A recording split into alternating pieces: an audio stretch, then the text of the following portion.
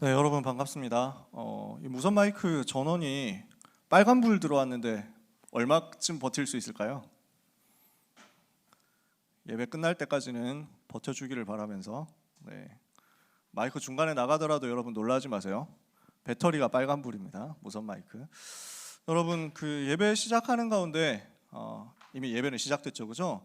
말씀 인도받는 시간인데요. 여러분 기도하시면서 특히 줌으로 접속해 있는 랩런트들은 이따 포럼 해야 되니까 포럼을 위해서 여러분 이름을 접속할 때 이름을 몇 학년 누구 이렇게 해서 꼭 바꿔주시면 감사하겠습니다. 몇 학년 누구 이렇게 쳐주시면 돼요. 오늘도 예배하는 가운데 하나님이 여러분에게 말씀하시고 하나님이 여러분에게 역사하시는 것을 누리게 되시기를 축복합니다. 다니엘 구약성경 하나 둘 네, 마이크가 바뀌면 세팅도 또 바뀌거든요. 방송 우리 함유성 선생님하고 다빈이가 너무 수고가 많으시죠. 다니엘 1장 감사합니다. 다니엘 1장 21절 한 절 말씀 같이 읽겠습니다. 구약성경 다니엘 1장 21절 한 절 말씀입니다. 다니엘 1장 21절 찾으셨으면 큰 목소리로 같이 읽어봤으면 좋겠습니다. 여러분 마스크를 애매하게 쓰는 사람 없잖아요, 그렇죠? 막 온라인 커뮤니티 이런 데서 보면 항상 올라오는 게 막 턱스크 극혐 뭐 이런 것들 올라오는데 여러분 중에 그런 사람이 없잖아요, 그렇지? 막 코 띄워놓고 막 이렇게 하고 마스크 철저하게 하고 계시죠? 그러면 여러분의 침은 어디로 튈 일이 없을 겁니다, 그렇죠? 그러면 여러분 침이 아무리 크게 얘기해도 침 안 튈 거예요. 그러면 여러분 큰 목소리로 내도 되지 않을까요? 네. 큰 목소리로 다니엘 1장 21절 같이 읽겠습니다. 다니엘은 고레스 왕 원년까지 있으니라. 아멘. 암송하기도 엄청 좋은 말씀인데 굳이 암송할 것까지는 없지만요. 자, 이번 주에 우리에게 주시는 하나님의 말씀입니다. 10월달 학원복음화 메시지 마무리하면서 다니엘의 스토리를 마무리하면서 나오는 메시지예요. 고레스라는 임금에 대해서 소개를 하고 있습니다. 오늘 10월 학원복음화 마지막 주 메시지의 주제는 고레스 임금 이야기입니다. 역사 이야기예요. 그래서 오늘 여러분들이 역사 극혐띠 뭐 이렇게 얘기하는 사람들이 혹시 있을 수도 있는데 너무 그렇게 막 매서운 눈초리로 바라보지 말고 모르겠다 싶은 건 한 귀로 듣고 한 귀로 흘리면 돼요. 여러분에게 주시는 언약을 딱 붙잡으면 됩니다. 오늘 하나님이 작정하신 것을 하나님은 이 말씀 듣는 시간에 여러분에게 이루실 거거든요. 그래서 오늘 하나님이 바로 지금 나에게 말씀하신다, 이것을 확인하고 누리는 이 자리에 있는 여러분 되시기를 바라고 또 줌에 있는 여러분 되시기를 주님의 이름으로 축복합니다. 줌하. 여러분, 그래서 고레스의 등장 말씀을 가지고 오늘 같이 은혜를 받겠습니다. 제가 어릴 때 삼국지라는 책을 봤단 말이에요. 정확하게 말하면 삼국지 연의라는 소설이죠. 혹시 여기에 삼국지 덕후들이 있는지 모르겠는데 제가 삼국지 지금도 참 좋아하거든요. 근데 어릴 때 보면서 진짜 마음 아팠던 게 뭐냐면은 책을 읽으면은 뭔가 정의가 승리해야 될 것 같잖아. 착한 사람이 마지막에 승리해야 될 것 같잖아. 근데 그게 아닌 거야. 그게 되게 안타깝더라고. 그 책에 보면 삼국지 내용에 보면은 일단 아는 사람은 알고 모르는 사람은 모를 텐데 모르는 사람 그냥 스킵하시면 돼요. 유비, 이 사람 관우, 장비, 백성을 사랑하고 그 다음에 임금에게 충성하고 이렇게 하면서 막 생명을 소중히 여기고 이런 사람이잖아. 그러니까 이런 사람이 나중에 전쟁에서 완전 승리하고 황제가 되어가지고 전 중국을 통일을 해야 될 것 같은데 이게 안 되는 거야. 그래서 온갖 역경과 고난 끝에 어디까지 올라가가지고 한 지역을 먹고 제갈공명을 얻어가지고 그래서 좀 이제 날개를 펴나 했는데 관우가 잡혀가지고 여기 스포일러인가요? 근데 상관없잖아, 그지? 여러분. 그래서 관우가 잡혀가지고 죽임을 당하잖아. 처형 막 이렇게 목 잘려 죽는단 말이야. 전쟁에서 지고. 이러니까 너무 이제 분해가지고 복수하겠다 이래서 장비가 군대를 이끌고 가야 되겠다 하는데 너무 혹독하게 훈련시켜가지고 부하한테 또 살해당하지, 암살당하지.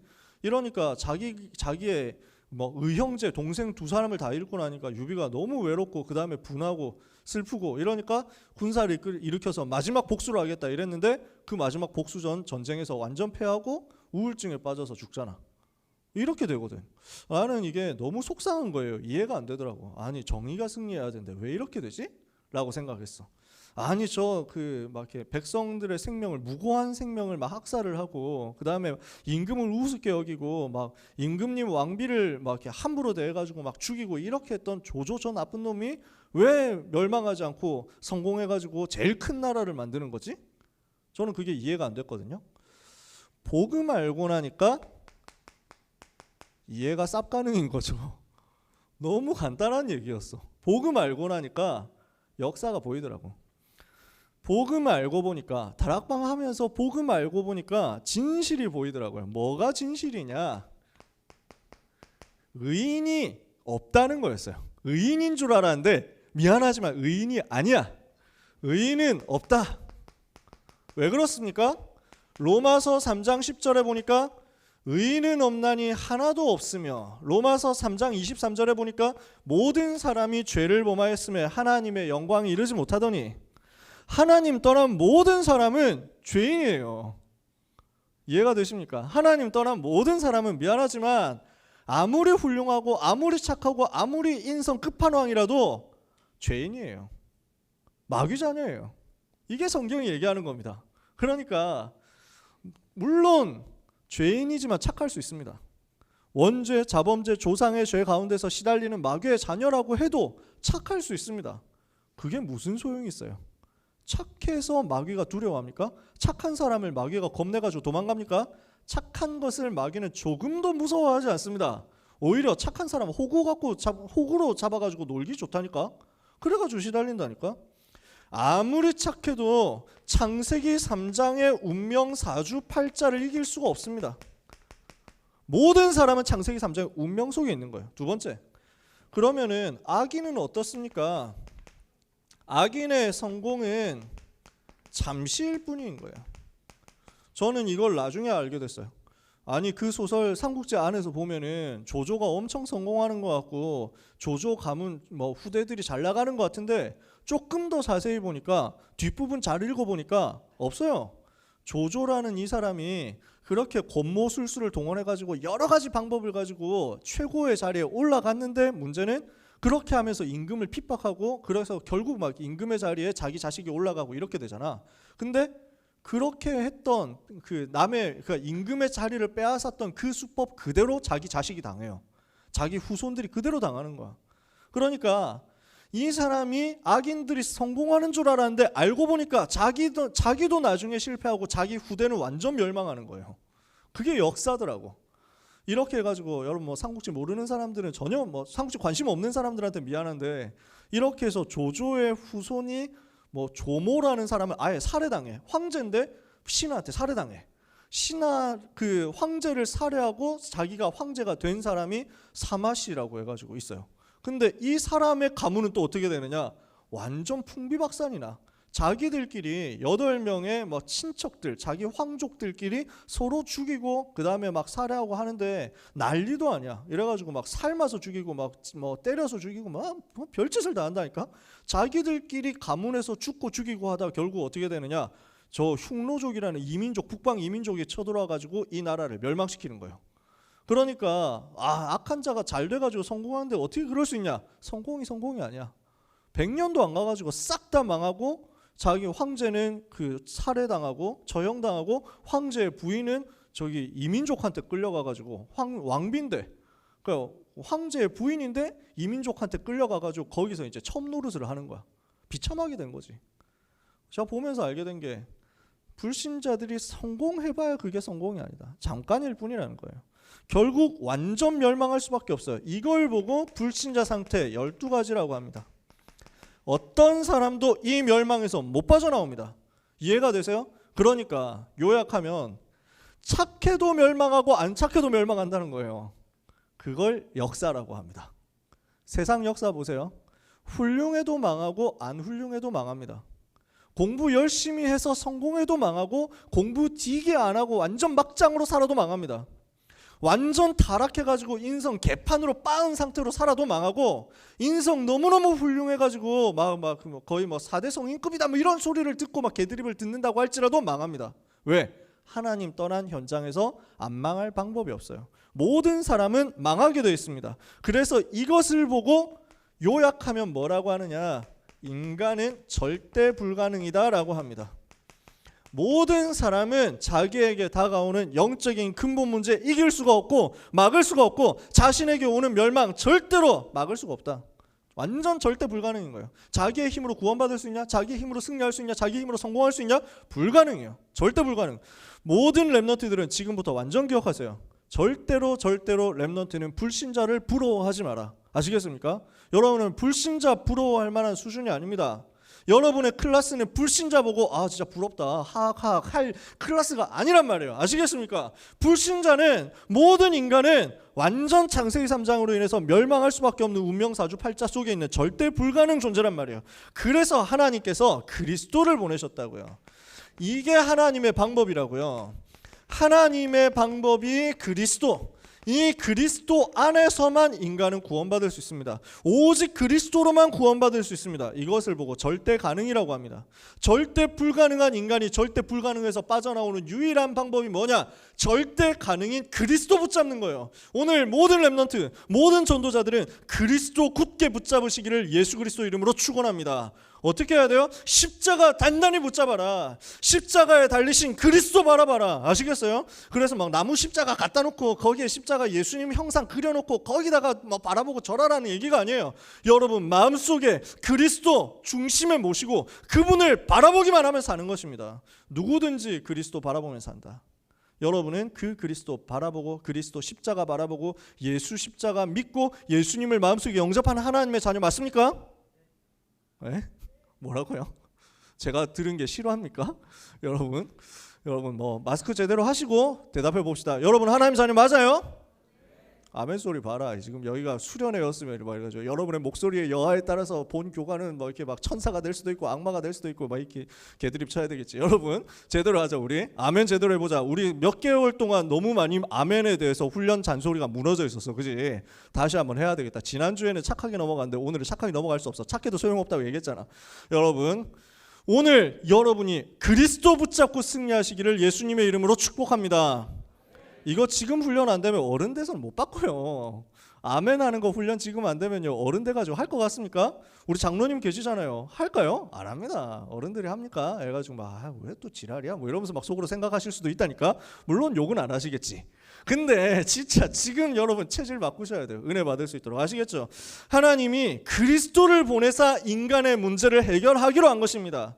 그래서 역사는 무엇이냐? 이 그리스도 만난 모든 사람은 변화되고 살아나더라. 이게 역사예요. 세상의 역사의 결론은 뭐냐? 모든 사람은 망한다는 거예요. 그런데 하나님이 주신 역사의 결론은 뭐냐? 그리스도 만난 자는 다 산다는 거예요. 그래서 요한복음 3장 16절에 하나님이 세상을 이처럼 사랑하사 독생자를 주셨으니 이는 그를 믿는 자마다 멸망하지 않고 영생을 얻게 하려 하십니다. 여러분은 영원한 생명 가진 하나님의 자녀예요. 맞습니까? 요한복음 5장 24절에 누구든지 내 말을 듣고 나보는 신을 믿는 자는 영생을 얻었고 심판에 이르지 아니하나니 사망에서 생명으로 옮겼느니라. 요한일서 5장 11절에 13절을 보니까 또 증거는 이것이니 하나님이 우리에게 영생을 주신 것과 이 생명이 그의 아들 예수 그리스도 안에 있는 그것이니라. 아들이 있는 자에게는 생명이 있고 하나님의 아들이 없는 자에게는 생명이 없느니라. 내가 하나님의 아들의 이름을 믿는 너희에게 이것을 쓰는 것은 너희에게 영생이 있음을 알게 하려 함이라. 여러분의 뭐가 있어요? 영원한 생명이 있어요. 그렇게 여러분은 변화된 거예요. 원래 우리도 여기 있었다니까. 원래 우리도 죄와 지옥과 마귀의 배경 아래서 완전 종노릇하고 있었어. 불신자 상태 가운데서 완전 망했어야 됐었어. 공부 열심히 안 하면 망하는 거야. 근데 공부 열심히 해도 망하네. 그게 원래 우리의 신분이었다니까. 근데 하나님이 바꾸셨다고요. 그리스도 만난 모든 사람은 변화되더라. 이게 역사예요. 이거 증거를 진짜 많이 대고 싶은데 시간이 없어요. 오직에 우리는 시간 없고 바쁜 부분 인정하시잖아요. 그러다 보니까 랩으로 달려도 시간이 항상 쪼들리더란 말이지. 오늘은 빨리 끝내기로 마음을 먹었기 때문에 여러분 한번 달려보겠습니다. 예를 별로 안 들 테니까 여러분 마음속으로 지금 이번 주간에 찾아보세요. 기도하면서 현장에서 찾아보세요. 그리스도 만난 개인이 변화되고 그리스도 들어간 나라, 복음이 들어간 나라마다 변화되더라. 그렇죠. 한국이란 나라가 사실은 5,000년 동안 우상숭배했다니까. 역사가 5,000년 되지도 않지만 그 길다고 하는 그 역사 대부분 99% 우상숭배하고 살았어. 그렇게 멸망, 운명, 사주팔자 가운데서 고난당하던 한국이란 나라에 복음의 빛이 비치니까 완전히 변화되어져가지고 뒤집어진 거예요. 그리스도 비밀 가진 하나님의 자녀는 아무리 핍박받아도 승리하더라. 그게 역사예요. 복음 가진 자, 복음 전하는 자, 세상과 사단이 가만 놔두지 않았습니다. 핍박했어요. 어마어마하게 어려움 줬습니다. 복음 가진 하나님의 자녀가 어려움 당하는 것 같이 보였습니다. 핍박을 당하는 것 같이 보였습니다. 심지어 감옥에 갇히고요. 심지어 처형 당하는 것처럼 보였습니다. 아니에요. 근데 승리한 거예요. 이게 역사예요. 역사의 주관자 되신 여호와 하나님의 관심과 방향은 그리스도를 누가 가지고 있느냐, 그리스도 비밀을 누가 가지고 있냐, 그거예요. 거기에 맞춰져 있어요. 여러분이 그리스도 비밀을 가지고 있다? 그러면 끝입니다. 게임 오버예요. 아시겠어요? 여러분이 그리스도의 비밀을 가졌다. 이미 승리한 것입니다. 이것을 오늘 누리시기를 바랍니다. 만약에 이 그리스도의 비밀을 가지고 있다, 그 사람을 위해서 하나님이 역사를 움직이신다고요. 어떻게 역사를 움직이시느냐? 심지어 불신자까지 동원해가지고 역사하시는 거예요. 불신자 엘리트, 불신자 성공자, 불신자 임금, 불신자 정치인까지 동원해가지고 하나님이 하실 일을 이루신단 말이에요. 그게 역사의 내용인데 오늘 그 내용을 살펴볼 거예요. 고레스라는 사람이 등장합니다. 여러분 이름을 들어보셨는지 모르겠습니다만 이 사람이 역사에는, 여러분이 혹시 세계사를 배우셨다면 그 세계사 교과서에는 키루스 2세라는 이름으로 등장합니다. 그래서 실제로는 키루스 2세라고 하면은 검색해 보면 바로 뜹니다. 고레스라고 하면은 이제 성경에 나오는 발음이고요. 그 다음에 역사책에는 키루스, 영어식으로 발음하면 사이러스 이렇게 되는 사람입니다. 이 사람 이름의 뜻이 페르시아어로 태양이라는 뜻입니다. 중요하지 않습니다. 싹 까먹으셔도 돼요. 저도 오늘 알아보고 오늘 검색해보고 알았어요. 그렇구나 하면서 알았음. 그랬어. 이 사람이 뭐 하는 사람이냐? 바사 왕이었어. 바사라는 나라가 어디냐면은 페르시아라고 하면 여러분이 조금 이해하시기 쉬울 수도 있어요. 페르시아라는 나라의 왕이었어요. 페르시아인데 성경에는 바사라고 써 있습니다. 그래, 바빌로니아 나라를 바벨론이라고 성경에 써 있잖아요. 이집트 나라를 애굽이라고 썼잖아요. 옛날 성경을 번역할 때 옛날 말투로 번역했기 때문에 옛날 사람들이 알아듣기 쉬운 말투로 이렇게 번역을 한 겁니다. 그래서 발음이 너무 다른 것 같은데요 라고 생각할 수도 있는데, 페르시아라는 나라 이름은 이제 파르사라는 지방에서 나왔대요. 파르사라는 동네에서 시작된 나라가 페르시아래. 그래서 페르시아가 됐는데 그 파르사라는 거하고 바사라는 거하고 발음이 비슷해가지고 이렇게 정했나봐. 아무튼 그렇대. 그래서 이 나라의 왕으로서 그 당시 세계 최대의 나라를 건설한 겁니다. 그 당시 그때까지 있었던 나라 중에서 제일 큰 나라를 만들었다, 이렇게 사람들이 평가해요. 그 전에는 이만큼 큰 나라가 없었어. 페르시아라는 이 고레스 왕이 세운 페르시아만큼 큰 나라가 그 전에는 하나도 없었다는 거지. 그래서 역대하 36장에 보니까 36장 22절에 고레스 왕 본인이 조서를 내려가지고 뭐라고 설명을 하느냐면, 하늘의 하나님께서 나에게 능력을 주셔가지고 전 세계 모든 나라를 나에게 붙이셨다, 이렇게 선언합니다. 그만큼 자기가 축복받았다, 자신감 있게 얘기를 하는 거죠. 실제 세계를 이렇게 정복을 한 거예요. 그때 당시 인구가 학자들마다 추산하는 인구가 많이 다르지만 조사를 해보니까 대충 그래서 많은 학자들이 얘기하기로 인구가 2천만 명에서 3천만 명 정도 됐다고 합니다. 2천만에서 3천만 정도 됐다고 하는 인구는 어느 정도로 많은 거냐면요, 이 500년 이후에 등장하는 로마 나라 인구가 5천만 정도 된단 말이에요. 그러니까 로마는 엄청난 나라잖아요. 그 나라 인구에 비길 만큼 굉장히 큰 나라였다는 거예요. 자, 여러분 실감 안 나실 텐데 크게 실감 안 내도 상관없습니다. 중요한 건 아니니까요. 이 고레스 왕 원년까지 다니엘이 활동했다라고 오늘 성경이 이렇게 얘기를 하는 거예요. 다니엘이 소년 시절에 포로로 끌려와가지고 활동하면서 이제 나중에 총리 대신이 되어가지고 은퇴를 하는데, 은퇴할 때 임금이 고레스였어요. 고레스 왕 원년, 고레스 왕 1년. 고레스라는 사람이 왕이 되어가지고 정치를 하기 시작한 첫 해까지 다니엘이 사역을 하고 활동을 했다는 거예요. 아마 그때 나이는 80에서 90세 정도 다니엘이 됐을 것이다, 이렇게 봐요. 자, 이 사람에 대해서 어떻게 그러니까 이 사람의 인생이 어땠냐, 이거 좀 자세히 얘기를 해주면 참고는 될 수 있는데 그렇게 중요한 얘기는 아니고요. 그리고 이 사람의 인생이 과연 그랬냐 하는 것도 사실 알 수가 없어요. 왜냐하면 페르시아 나라는 멸망하면서 알렉산더 대왕이라고 아시죠, 여러분? 이 사람이 페르시아 나라를 멸망시켰는데 멸망시키면서 싹 다 불질러 버렸어. 기록이 남아 있는 게 없어. 그래서 페르시아 나라에 대한 기록이 별로 없고요. 그 나라에 대해서 남아 있는 기록은 그리스 사람, 페르시아의 원수 나라, 적국인 그리스 사람이 쓴 기록만 남아 있어요. 헤로도토스라는 사람이 쓴 역사라는 책에 남아 있어요. 정말 이제 관심이 없어지기 시작하죠. 이 사람이 원래 어디에서 시작했냐면 메데라는 나라가 있었어. 메디아라는 나라가 있었어. 그 메데라는 나라의 속국같이 되어 있는 조그마한 나라가 바사라는 나라였어요. 페르시아 나라였어. 근데 메데라는 나라가 꽤 강대국인데 이 강대국 메데 나라의 왕이 아스티아게스라는 사람인데요. 점점 더 헷갈리게 해드리자면 다니엘 9장 1절에 보면 메데 사람 아하수에로의 아들 다리오 왕 뭐 이렇게 설명을 합니다. 여기에서 나오는 아하수에로는 에스더의 남편이었던 아하수에로하고 다릅니다. 다른 사람이에요. 동명이인이에요. 이 시대는 동명이인이 되게 많아. 아까 나중에 좀 써줄게요. 아예 헷갈릴 수 있으니까.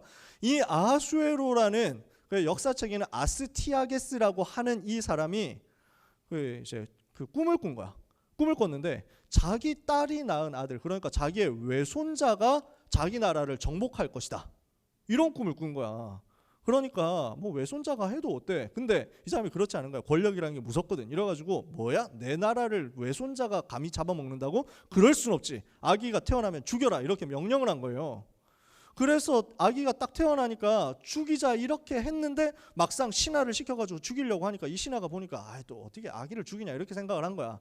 이렇게 해가지고 부하한테 죽이라고 명령을 한 거야. 자기 부하한테 또 죽이라고 명령을 떠넘겼어. 근데 이 부하가 보니까 또 너무 미안하거든, 안타깝거든. 아기를 어떻게 또 죽이냐. 그러니까 마침 어떤 일이 있었냐면 자기 아기가 죽어가지고 자기 아기가 태어나자마자 얼마 안 돼서 죽은 거야. 그러니까 시체를 바꿔치기를 한 거예요. 자기 죽은 소치기 부하의 죽은 아기 시체를 가지고 여기 죽였습니다 하고 갖다 주고 그 아기는 자기가 길러서 키운 거야.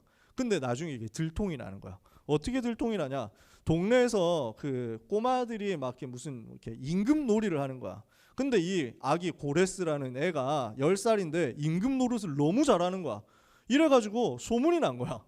임금 노릇을 너무 잘한다. 근데 그 임금의 신하로 들어간 애가 되게 신하 역할을 맡은 애가 굉장한 귀족집 아이였던 거야. 이래가지고 귀족 아이가 야 너는 막 소치기 아들인데 무슨 그 나한테 왕 노릇하면서 명령을 하냐? 나는 말 안 들어! 뭐 이랬거든. 그러니까 얘가 뭐라고 하냐면은 야 지금 내가 소치기 아들인 거하고 여기선 상관이 없다. 여기선 내가 임금이기 때문에 네가 명령 안 들으면 너는 혼나야 된다. 이러면서 막 한 거야. 그러니까 애가 가가지고 집에 가가지고 앵 울면서 솔직히 아기가 나를 보고 막 이랬대요 뭐 이러면서 막 한 거야. 이러니까 뭐라고 하면서 막 불러가지고 막 조사를 해보니까 애가 너무 괜찮거든. 그래가지고 임금한테 보고를 한 거야. 임금이 딱 보니까 자기하고 너무 닮았네. 자기 딸하고 너무 닮았어. 그래서 추적을 해본 거야. 야 그때 죽였냐? 안 죽였다는 거야. 이렇게 해가지고 이제 막 그 애가 자라나게 된 거야. 그래서 뭐 여기에 또 얽힌 얘기가 있습니다. 말 안 들은 신하의 아들을 죽여가지고 그 아버지한테 살만 먹이게 만들고 뭐 이렇게 해가지고 하니까 이 신하는 복수하겠다 이렇게 해가지고 고레스 이 사람은 여기 바사로 가서 왕이 됩니다. 조그마한 나라 왕이 돼요. 그래서 결국 자기 외할아버지 나라 메데를 공격해가지고 정복을 합니다. 그 꿈이 성취되는 거야. 그 과정에서 뭐 그 아들을 쌀만 먹였던 그 신하가 배신을 하고 막 그런 내용이 있는데 거기까지 들어가면은 TMI니까 자 생략합시다. 무슨 얘기냐? 되게 많은 막 복잡한 파란만장한 스토리가 있었다는 거야. 중요합니까? 안 중요합니다. 뭐가 중요하냐? 하나님이 작정하셨다는 게 중요합니다. 굉장히 파란만장한 인생인데 왜 필요했냐? 하나님이 하실 일이 있었거든요. 그 일을 심부름시키려고 이 사람을 작정하고 준비하신 거예요. 이 사람들은 전혀 몰랐어요. 근데 하나님의 관심은 딴 데 있었다니까. 이 사람이 무슨 일을 했느냐? 업적이 있습니다. 어떤 업적을 남겼냐? 근데 자세히 보면요, 이사야 선지자가 예언을 이미 해놨어요. 150년, 170년 전에, 짧게 보면 150년 전, 길게 보면 170년 전에 예언한 내용이 있는데 이사야 44장 28절에 보니까 고레스에 대하여는 하면서 이름을 딱 밝혔어. 이 고레스 임금이 태어나기도 전에, 고레스라는 사람이 태어나기도 전에 앞으로 고레스라고 이름하는 사람이 나올 거다. 그 사람을 통해서 내가 나의 일을 할 것이다. 그 사람을 통해서 포로된 내 백성을 돌아오게 할 것이다. 내가 그의 손을 잡고 모든 나라를 정복하게 할 것이다. 하나님이 이렇게 말씀한 거예요. 불신자 임금에 대해서 이렇게 설명을 한 거지. 45장에 보면 아예 길게 설명했습니다. 45장에는 아예 한 장 전체가 고레스에 대한 이야기예요. 되게 놀랍죠? 성경이 이 정도로 개쩌는 예언서입니다. 반드시 성취되는 거죠. 하나님 말씀이니까. 두 번째, 이렇게 해가지고 이 예언 그대로 성취됐는데요. 무엇을 했냐? 메데 나라의 속국이었는데 메데 나라를 정복합니다. 그리고 그 메대 나라 옆에 있던 리디아라는 나라를 정복합니다. 뭐 스토리 많은데 다 생략해요. 리디아 나라 정복하고 그 다음에 엘람이라는 나라를 정복해요. 굉장히 큰 나라가 됐어요. 이제 마지막 남은 게 최고 강대국인 바벨론이에요. 이 바벨론을 정복합니다. 그게 언제냐?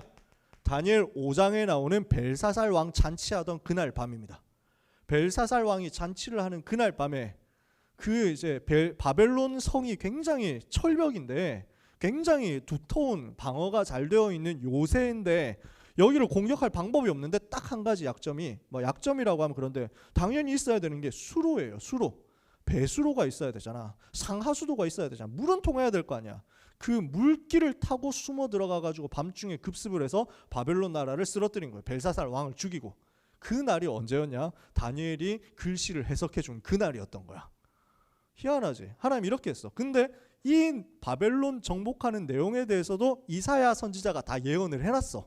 이사야 43장에 보니까 바벨론 사람들이 어떻게 망하게 될 것이냐, 자기들이 타고 잔치하던 그 배를 타고 도망하게 될 것이다. 그렇게 나라가 망하게 될 것이다 했거든요. 그때 벨사살 왕이 잔치하던 그날 밤에 바벨론 이제 성 내에 막 수로를 만들어 놓고 얼마나 호화롭게 했었냐면은, 왜 신라 시대는 막 포석정 뭐 이렇게 해가지고 막 이렇게 인공수로 만들어 놓고 술잔 띄워놓고 놀았잖아. 얘들은 클래스가 술잔 띄워놓는 게 아니야. 배를 띄울 클래스였어. 배 띄워놓고 여기서 잔치를 하고 있었던 거야, 한 팀이. 근데 이렇게 페르시아 군대가 쳐들어왔거든. 그러니까 놀래라 하고 도망갔는데 그 배 타고 그대로 도망간 거야.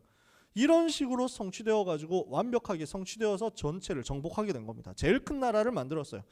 그러니까 성경에 예언한 그대로 이 고레스 왕이 한 거예요. 이 사실을 아마 제가 생각했을 때는 다니엘이 고레스 왕에게 얘기를 해줬을 것 같아요.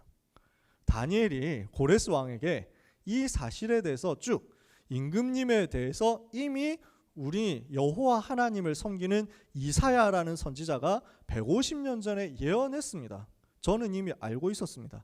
그 선지자 예언한 그대로 임금님이 승리한 것입니다. 한번 보십시오 하면서 보여줬을 것 같아. 이러면 사람이 충격되지 않겠어요? 아니 어떻게 이럴 수 있냐, 막 소름 돋지 않겠어요? 이러면서 다니엘이 뭐라고 했겠냐, 임금님이 하실 일이 있다. 임금님을 세계를 정복하게 하신 하나님께서 임금님을 통해서 하실 일이 있다. 포로된 백성을 해방시켜라. 포로되어간 유다 백성을 집으로 돌아가게, 고향으로 돌아가게 해줘라. 그리고 하나님께 예배할 수 있는 성전을 다시 짓도록 만들어줘라. 아마 얘기했을 것 같습니다. 고레스 왕 원년까지 있었던 다니엘이요. 고레스 왕이 이거 들어보니까 맞는 말이거든요. 자기가 즉위하고 나서 제일 먼저 실시한 정책이 이거예요. 그래서 역대하 36장 22절 23절, 그 다음에 에스라 1장 1절에서 11절 같은 내용인데, 자기가 왕되고 나서 제일 먼저 조서를 내려가지고 하는 내용이, 유다 백성은 포로된 데여서 빠져나가서 자기 고향으로 돌아가도 좋다. 돌아가거든 예루살렘에 여호와 하나님 예배하는 성전 지어라. 이렇게 명령한 거예요. 이런 업적을 남깁니다. 그래서 왕의 계보를 간단하게 다시 한번 설명하면, 필요는 없는데, 자, 아스티아게스라고 했는데 이게 성경에 아하수에로라고 써 있습니다. 그 아들이 누구냐? 다니엘이 섬겼던 다리오 왕이에요. 다니엘 6장에 나오는 그 다리오 왕. 이 사람이 고레스가 바벨론을 정복했는데, 바벨론 정복하고 나서 자기가 바로 왕을 하지 않고 뭘 했냐면, 자기 외삼촌이라고 할 수 있는 요 다리오라는 사람을 왕으로 세워줍니다. 자기가 바로 왕이 되면은, 막바로 왕이 되면 좀 이제 사람들이 뭐 이제 막 좀 싫어할까봐 이 사람을 통해서 먼저 정치를 하게 만듭니다. 왜냐하면 메대 바사 연합 왕국이었거든요. 그래서 메대 왕이었던 아하수에로의 아들인 이 다리오를 왕으로 세워가지고 다스리게 해주는데, 이때 다리오 나이는 이미 62세였어. 나이가 많았어. 실제로 2년 있다가 죽습니다. 2년 만에 죽고 왕이 되는 사람이 고레스예요. 오늘 성경에 나오는, 오늘 우리가 다룬 인물이죠. 그 고레스 왕의 아들이, 성경에는 이름이 안 나오는데 캄비세스라는 사람입니다. 이 캄비세스라는 사람이 한 게 뭐냐면은 성전 재건 공사를 중단시킵니다. 이스라엘 유다 백성들의 원수들의 말을 듣고, 불신자들의 말을 듣고 성전을 중단시켜요. 근데 이 사람이 영적 문제가 많았어. 정신병이 있는 사람이었어. 정신 돌아 있는 상태로 막 전쟁하다가 전쟁터에 나갔다가 말에서 떨어져서 죽었어. 그리고 페르시아 나라는 굉장히 혼란에 빠집니다. 막 가짜가 나타나가지고 내가 사실은 숨겨진 아들이었어 뭐 이러면서 막 하고 막 전쟁 일으키거든요. 그 전쟁을 종식시킨 사람이 나오는데 다리오라는 사람입니다. 헷갈리죠? 요 다리오와 요 다리오는 다릅니다. 이 다리오는 고레스 왕의 사위예요. 사위로서 나는 고레스 왕의 뜻을 이어받겠다 이렇게 합니다. 그러니까 이때 당시에 활동했던 선지자들이 학계 스가랴 선지자예요. 학계 선지자 스가랴 선지자가 성전 다시 도전해라, 믿음 가지고 시작해라, 하나님이 문을 여실 것이다 이렇게 해가지고 언약 붙잡고 기도하면서 시작했는데 다리오 임금한테 편지를 썼거든요. 그러니까 다리오 왕이 고레스 왕이 명령하셨던 것이라면 나는 고레스 왕 뜻을 이어받아야 되기 때문에 당연히 해야지 이렇게 해가지고 명령 내립니다. 성전을 다시 짓게 됩니다. 그래서 스룹바벨 성전이 완성이 돼요. 그 다리오 왕의 아들이 누구냐? 아하수에로예요. 이 사람은 에스더의 남편이 되는 그 사람입니다. 에스더 때 있었던 그 아하수에로예요. 역사에는 크세르크세스라고 나옵니다. 이 아하수에로의 아들이 아닥사스다라는 사람인데 이 사람 때 활동했던 사람이 에스라 학사, 그 다음에 느헤미야 중직자 이런 사람입니다. 이렇게 해가지고 역사가 쭉 이어집니다. 그러면 보세요. 다니엘과 세 친구가 요 시기에 활동하면서 렘넌트 운동을 시작했는데 기라성 같은 렘넌트들이 계속 일어나서 전체를 살리는 역사 일어난 겁니다. 그리고 그 일에 불신자 임금들이 쭉 쓰임받는 거예요. 이 사람들이 하나님 제대로 믿었냐? 별로 그런 것 같지는 않아요. 근데 하나님을 잘 믿고 복음을 완전 회복한 렘넌트들을 귀하게 쓰고 중요하게 써서 렘넌트들이 마음껏 활동할 수 있도록 도와줘요. 그리고 하나님이 일을 할 수 있도록 만들어준다는 거죠. 여러분, 우리 렘넌트들이 언약을 제대로 잡는다면요, 모든 불신자들까지도 여러분을 돕는 데 쓰임을 받게 됩니다. 여러분의 환경, 여러분의 여건, 여러분의 조건, 여러분을 둘러싸고 있는 모든 인간관계 절대로 걱정하지 마라. 아무도 여러분을 안 도와주는 것 같아도 걱정하지 마라. 하나님이 여러분과 함께 하시면 그걸로 끝입니다. 그렇다면 복음의 비밀을 가진 렘넌트를 위하여 하나님의 불신자 임금들과 불신자 정치인 모두 동원해가지고 렘넌트 살리는 일을 하게 하실 것입니다. 그러면 그 하나님의 역사의 목표는 뭡니까? 목적이 뭡니까? 하나님이 이 일을 하신 이유가 뭐냐는 거예요. 하나님이 왜 일을 하셨습니까? 하나님의 방법은요, 바로 복음 운동을 위하여 역사를 움직이시는 거란 말이에요. 하나님은 역사를 무엇을 위하여 움직이시느냐? 복음 운동을 위해서. 그래서 유다 백성들이 복음을 놓치고 우상숭배에 빠지고 그리고 전도 선교를 놓치고 선민사상에 빠졌잖아. 강대국 살려야 되는데 안 살리거든. 그러니까 하나님이 봤을 때는 세계복음화를 위해서 유다 나라가 멸망당해야 돼. 포로로 끌고 가야 돼. 거기에서 렘넌트가 일어나야 되거든. 이러니까 유다 나라를 멸망시키고 강대국을 살리도록 렘넌트 일으킬 그 사람이 필요한데 불신자 정치인 느부갓네살이라는 사람을 이때 하나님이 사용을 하신 거예요.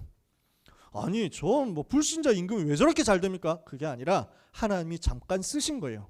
복음 운동을 회복해야 되니까, 렘넌트가 나와야 되니까 누군가는 이 일을 해야 되거든. 거기에 쓰임 받은 것뿐이야.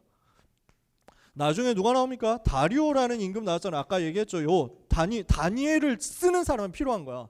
아니, 다리오라는 사람이 중간에 왕 돼야 될 이유가 뭐 있습니까? 고레스 바로 왕하면 되지. 뭐하러 2년 동안 다른 사람 왕 세워가지고 귀찮게 합니까? 그게 아니라 하나님이 봤을 때 다니엘이라는 사람을 고레스가 잘 모르니까, 고레스라는 사람이 다니엘을 잘 모르는데 다니엘을 고레스가 만나야 되니까 이 일을 하도록 징검다리 역할을 할 이 사람을 하나님이 준비를 해놓은 거예요. 다리오라는 사람을 통해 가지고 다니엘이 섬기는 하나님이 진짜 하나님이구나, 이걸 알도록 만든 거지.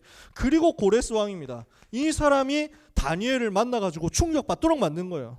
그러면서 다니엘을 통해 가지고 메시지를 받은 고레스가, 그래서 유다 백성이 포로된 데서 돌아가서 가나안 땅으로 돌아가게 만들었어요. 왜?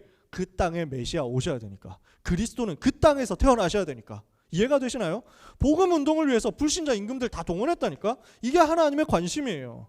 하나님의 관심은 어디 있냐? 다니엘 같은, 새 친구 같은, 에스더 같은 중요한 증인들을 통해서 말씀이 성취되도록 만드는 겁니다. 하나님은 이사야 선지자, 예레미야 선지자를 통해서 이미 말씀했어요. 그 메시지가 성취되도록 하는 일에 하나님은 렘넌트, 전도제자, 증인들을 세우시겠다라고 하는 것입니다. 세 번째, 그래서 하나님의 궁극적인 목표는 뭐냐? 역사를 움직이시는 하나님 하나님의 관심과 하나님의 목표는 세계복음화예요. 여러분이 여기에 쓰임받으면 된단 말입니다. 아시겠어요? 그래서 오늘의 결론은 이거예요. 세계복음화를 여러분의 마음에 진짜 담으세요. 세계복음화 놓고 여러분 얼마나 기도하십니까? 세계복음화를 놓고 여러분 얼마나 간절하게 소원을 하고 계십니까? 세계복음화를 얼마나 간절하게 열망하고 있습니까? 이걸 여러분 마음속에 오늘 소원으로 확정하시라고요. 여러분 역사를 안다는 것은 굉장한 힘입니다. 왜? 역사는 반복되거든요. 왜 반복될까요? 불신자 상태가 똑같으니까. 역사를 움직이는 불신자들이 사실은 다 12가지 문제 속에 똑같이 시달리고 있잖아. 불신자 상태가 똑같거든. 그러니까 맨날 일어나는 것도 똑같지. 그렇죠. 그러니까 뻔히 아는 거야. 그러니까 우리는 굉장히 유리합니다. 왜? 미래를 미리 알고 가는 거야. 역사가 반복되기 때문에 영적인 눈을 뜨고 보면 미리 볼 수 있다. 그죠? 미리 보는 거예요. 우리는 언약 잡았으니까. 두 번째입니다. 그런데 우리가 주의해야 될 게 있어요. 세상의 역사는 진실이 아닙니다. 세상에서 가르쳐주는 역사가 전부가 아니란 말이에요. 대표적인 예를 하나 들어볼게요. 제가 독일을 욕하는 게 아닙니다. 그건 현장이 그래요. 현실이 그렇다니까. 우리는 흔히 생각하기를 독일은 과거사를 반성했고 일본은 과거사를 반성 안 했으니까 일본은 나쁘고 독일은 잘했다 이렇게 생각하잖아요. 반성했습니까? 독일이 안 했어요. 여러분 잘 모르죠? 안 했습니다. 독일은 반성한 적이 없습니다. 뭐에 대해서 반성했냐? 유대인 학살에 대해서 반성했습니다. 그건 반성했어요. 왜? 유대인이 힘이 있으니까. 유대인이 너무 힘이 세니까 유대인한테 잘 보여야 되겠다 하고 반성한 거예요. 그러면 뭐에 대해서 반성 안 했냐? 독일이 자기들이 식민 지배했던 나라에 대해서 식민 지배 우리가 해서 미안하다 반성한다 했습니까? 한 번도 한 적 없어요. 배상금 줬습니까? 절대 안 줬습니다. 독일뿐만 아니라 유럽 나라들이 다 마찬가지예요. 아프리카 식민지 만들었잖아. 배상했습니까? 안 했습니다. 콩고 같은 벨기에에서는 콩고라는 나라를 식민지로 만들었는데 어마어마하게 나쁜 짓을 했습니다. 뭐 팔다리 사람들 다 잘라가지고 뭐 이런 정도로 했다니까요. 잔혹하게 다스렸어요. 배상했습니까? 안 했습니다. 반성 안 합니다. 오히려 일본이 식민 지배했던 나라들에 대해서 다 반성한다고 다 발표했어요. 근데 우리는 잘 모르잖아요. 왜냐? 우리는 그런 얘기를 듣기 싫어하거든. 일본은 어디까지나 나쁜 놈이어야 되거든. 뭔가 이미지를 한국은 그렇게 만들어놨어. 그래야 우리는 일본을 넘어서야 돼. 이 이미지를 만들 수 있으니까. 에너지를 만들 수 있으니까. 정치적인 목적에서 그렇게 한 겁니다. 총리 대신 뭐 천황, 장관 다 합해가지고 수십 번 반성했습니다. 일본에서는. 배상금도 줬습니다. 한국한테. 2억 달러 뭐 이렇게 해가지고 뭐 차관도 주고 뭐 이랬단 말이에요. 무상 2억 뭐 유상 3억 이래가지고 줬단 말이에요. 우리는 모르잖아. 그 말 제가 이 말을 하는 것은 일본이 괜찮고 독일이 나쁘네 이 얘기를 하는 게 아니에요. 학교에서 배우는 것이 진실이냐 아니라는 겁니다. 세상에서 배우는 것이 진실이냐 아니라는 겁니다. 왜? 반드시 한쪽 면이 있으면 다른 쪽 면도 있어요. 렘넌트는 그걸 볼 수 있어야 돼요. 눈에 보이는 것만 가지고 단순하게 판단하면은 세상이 말하는 것에 속기 쉽습니다. 흥분하고 들뜨고 이렇게 해가지고 선동당하기 쉽단 말이에요. 그래서 렘넌트는 반드시 뭘 봐야 되냐? 역사를 보고 세계를 보고 현실을 보고 현장을 볼 때 영적인 눈을 뜨고 봐라. 누가 잘했다, 누가 잘못했다 이걸로 가지고 판단하지 마세요. 누가 밉고 누가 착하고 이렇게 보고 판단하지 마세요. 모든 것은 다 양면이 있습니다. 완전한 것은 이거밖에 없습니다. 변하지 않는 것, 확고부동한 진실은 이거밖에 없습니다. 역사의 주관자는 여호와 하나님이시다. 이게 변하지 않는 유일한 사실이에요. 역사의 주인공은 바로 예수 그리스도시다. 역사의 기준이 바로 그리스도란 말이에요. 그리스도 중심으로 모든 것이 움직인다. 이 일의 심부름하는 주역이 누구냐? 렘넌트다. 그래서 이 렘넌트를 통하여 하나님은 하나님의 목표를 이루신다. 그 목표가 뭡니까? 세계복음화예요. 이걸 하나님이 작정하시고 우리에게 주셨다니까. 이걸 위해서 움직여진다고. 의인이 잠깐 안 되는 것처럼 보일 수도 있습니다. 악인이 잠깐 잘 되는 것처럼 보일 수도 있습니다. 아니에요. 뭘 위해서 하나님이 움직이시냐? 세계복음화라는 변하지 않는 목적을 가지고 완벽하게 지금도 하나님은 실수 없이 후회 없이 일하고 계십니다. 그렇다면 여러분은 여러분의 인생 여정에 대해서도 조금 더 걱정할 필요가 없다는 얘기입니다. 뭐만 하면 되냐? 세계복음화만 마음에 품으면 돼요. 그래서 여러분의 기도 속에, 기도 제목 속에 세계복음화를 위한 1천만 전도 제자를 세우게 주옵소서라는 기도가 항상 있게 되시기를 축복합니다. 오늘 제가 여러분에게 하고 싶은 얘기는 사실 요 얘기였어요. 세계복음화를 마음에 품었다? 하나님 그 사람을 사용하신다고요. 세계복음화를 마음에 품었다? 하나님 그 사람을 통해서 일을 하신다고요. 세계복음화를 작정하고 기도한다? 하나님은 그 사람을 위해서 지구를 움직이신다고요. 그러면 여러분이 그 속에 들어가시면 돼요. 세계복음화 속에 쏙 들어가세요. 그러면 하나님은 여러분을 완전 승리하게 하실 것입니다. 누구를 동원해서? 불신자 임금까지 동원해서요. 고레스라는 사람이 어떻게 됐냐? 확실하진 않은데 여러 가지 학설 중에 하나인데, 하나의 학설 중에 하나는 고레스 왕이 전쟁터에 나가서 잘못 전쟁해가지고 전사하고 시체가 갈기갈기 찢어졌다, 이렇게 설명합니다. 어떤 학설에서는 그렇습니다. 대단한 임금인데 최후가 불행했어요. 중요하냐? 안 중요해요. 하나님이 해야 될 일이 있기 때문에 불신자 썼다가 유통기한 끝났어. 그러니까 버려진 거야. 그게 불신자 운명입니다. 부럽습니까? 조금도 부럽지 않습니다. 하나님의 사람, 전도자는 영원히 하늘의 별과 같이 빛나게 될 것이다. 그 속에 여러분이 들어가게 되시기를 바랍니다. 한 가지만 얘기하고 마칠게요. 시간이 이미 너무 많이 갔는데 한 가지만 얘기하고 마칠게요. 제가 고등학생 때 수학 공부를 정말 못했단 말이에요. 수학이 안 됐어. 아무래도 안 되는 거야. 진짜 언약 붙잡고 수학을 위하여 도전했어. 하나님, 세계복음화 때문에 나는 오늘 수학 공부합니다. 내 학업에 지금도 역사하여 주옵소서 하면서요. 모든 문제 해결자 그리스도, 수학 문제도 모든 문제 해결자시다 하면서 막 붙잡고 기도하면서 막 도전했어. 성적 올랐냐? 40점에서 막 45점, 42점 뭐 이렇게 오르더라. 80점 만점이었는데 그때. 그러니까 찔끔찔끔 오르는데 내 친구들, 라이벌들은 점수가 60점, 70점이었다니까. 나 혼자 거기서 20점 손해보는 거지. 아무리 해도 내 머리는 수학 머리가 아니야. 난 수학하고 안 맞아. 근데 하나님이 보고 결론 내린 거예요. 이 인간 머리로는 수학이 안 된다. 그러나 이 인간이 대학을 가야 될 이유가 있다. 그래서 시스템 바꿔버렸어. 우리 장로님은 기억하실 거예요. 96학년도 수능까지 굉장히 어려웠어요. 400점 만점에 300점 이상 맞으면 인서울 가고 320점 맞으면 서울대 가고 이랬어요. 근데 갑자기 이렇게 너무 어려우니까 학생들이 의욕이 떨어지고 사교육에 몰빵되는 거 아니냐. 정책을 바꿔라 이렇게 된 거야. 그래가지고 뭐가 됐냐. 교과서만 보면 다 풀도록 만들어라. 역사상 최대 물수능 시대가 됩니다. 바로 제가 그 세대입니다. 400점 만점에 300점을 개나 소나 맞는 점수가 돼버렸어. 그 전에 그래가지고 소나타 3라는 차가 있었는데 3자 다 떼가지고 수험생들이, 왜냐 나이도 300점 맞을 거라고 다 떼갔는데, 근데 그 다음에 수능에는 개나 소나 300점 맞는 시대가 돼가지고 괜히 3자 뜯긴 사람들만 손해보고 이랬지. 근데요 그때 되니까 내가 한 게 없는데 수학 점수가 80점 만점에 74점이 나오는 거야. 2개 틀린 거지. 수능 최종에서도 1개 틀리고 대학 갔어. 하나님이 만드시더라니까. 어떻게 됐냐? 내가 했냐? 아니야. 하나님이 교육부를 움직였어. 누구를 위해서? 나를 위해서. 이해가 되세요? 저는 300% 확신합니다. 내 친구 수학 잘하는 친구한테 얘기를 했더니 내가 네 때문에 손해봤구나 이러면서 그러더라고. 그러면 네가 나보다 전도를 더 했어야 된다 이러면서 막 개들이 붙였지. 여러분, 하나님이 여러분을 위하여 지구를 움직이시게 되도록 여러분이 세계복음화 속으로 들어가게 되시기를, 그 속에 파묻히게 되시기를 예수 그리스도 이름으로 축원합니다. 축원합니다. 기도합시다. 하나님 감사합니다.